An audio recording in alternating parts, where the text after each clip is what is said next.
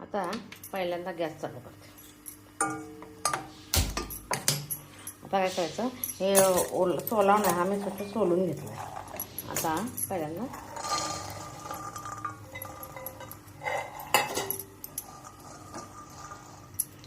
आणि भाजीचा colour, रस्साचा colour हिरवागार राहण्यासाठी लाल तिखट नाही वापरणार मी, मिरच्या वापरणार. आता याला पलीकडे दूध तापायला लागले. आता जर छान भाजू दे पहिल्यांदा. आता काय करायचं, ह्याच्यात थोडंसं तेल घालायचं. त्याच्यानंतर आलं लसूण,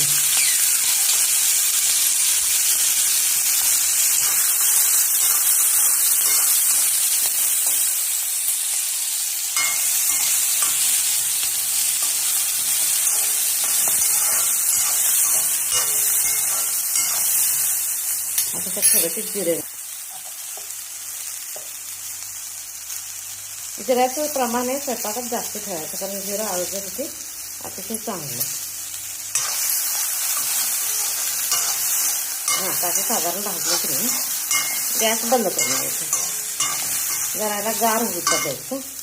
गार झालं की खलबत्त्यात बारीक चेचायचं नाही, मोठं मोठं वाटण ठेवायचं.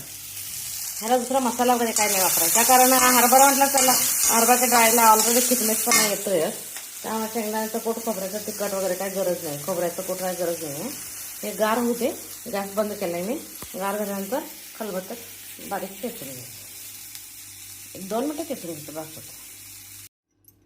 आता हे असं मोठं मोठं चेचून घ्यायचं.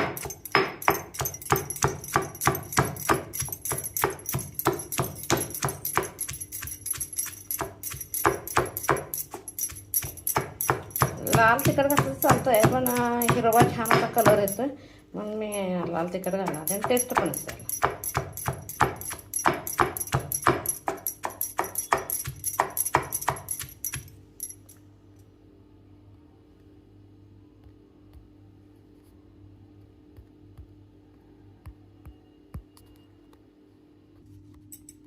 आता कढई गरम करायला टाकते.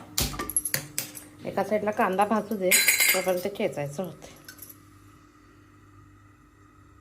मग असं तेल घातलंय, त्यामुळे आता काय जास्ती घालायची गरज नाही. असं मोठं मोठंच ठेवायचं.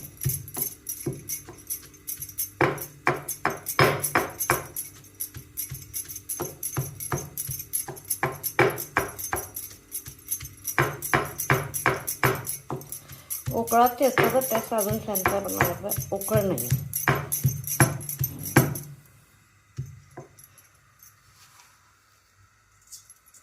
मोहरी,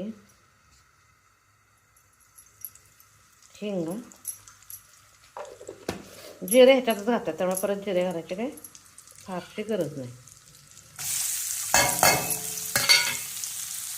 अगदीच फोडणीला खमंग वास आहे म्हणून अगदी थोडेसे घालायचे, कारण त्याच्यात आपण भरपूर घातलेले जिरे.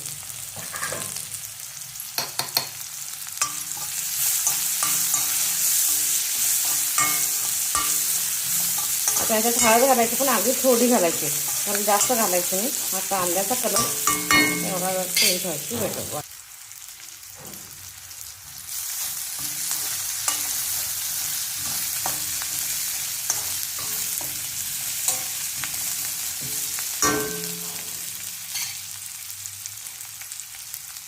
थोडीशी हळद घालते. कांदा चांगला भाजून घालते.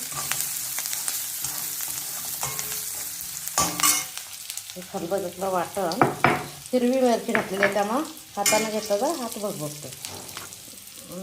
प्लेटमध्ये टाकून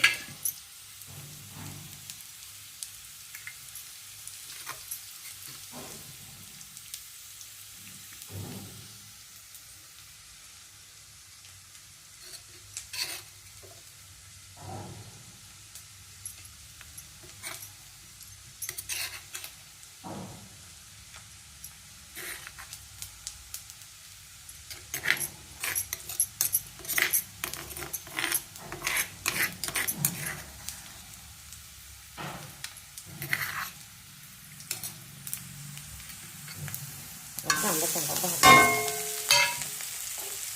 हिरवी मिरची घातला, त्यामुळे हे काय घालायची गरज नाही. लाल तिखट वगैरे नाही घालायची गरज नाही. मीठ आपल्या चवीनुसार घालायचं.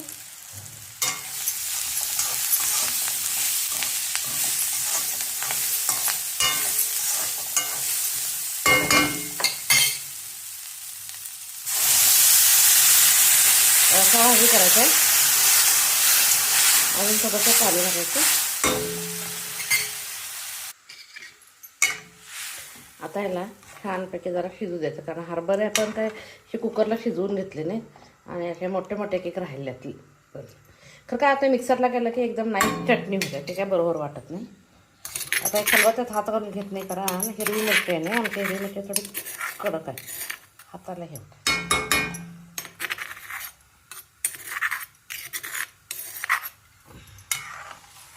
आता याला एक 10 मिनिटं छान उकळी येऊ द्यायची, झाकून द्यायची.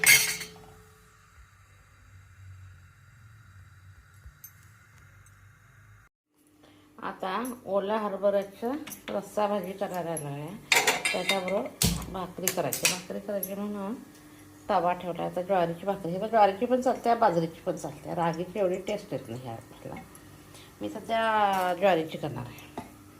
बघूया त्यातलं पाणी आटायला पाहिजे, कारण हरभरा आहे नाही आणि तसं काही शिजवून घेतलेलं नाही आहे कुकरला. त्यामुळं हां बघा हरभऱ्याचे हे होते, त्याला थिकनेस आपणच येतो. दुसरं शेंगदाण्याचं कूट, खोबऱ्याचं कूट वगैरे काहीही घालायला लागतं. आता ह्याच्यावर मस्तपैकी कोथिंबीर घालायची.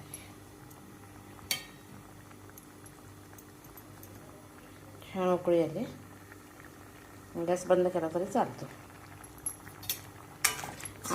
लाल तिखट घातलं की हे टेस्टपेक्षा कलर वेगळा होतो आहे, म्हणून लाल तिखट घालायचं नाही. भाकरी आणि ह्याची हे ओला हरभरा सोलावणे त्याची रस्सा भाजी. गॅस बंद करतो. इकडं उकळी यायला लागले, हे करून घेते, भाकरीला पीठ मळून घेते. आता भाकरी करून घेतल्या.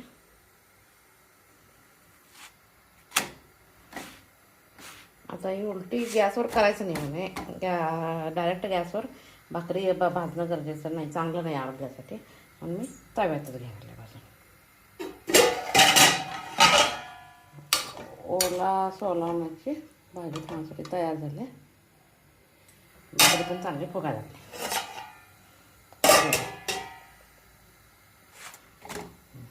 थोडीशी फुगू दे.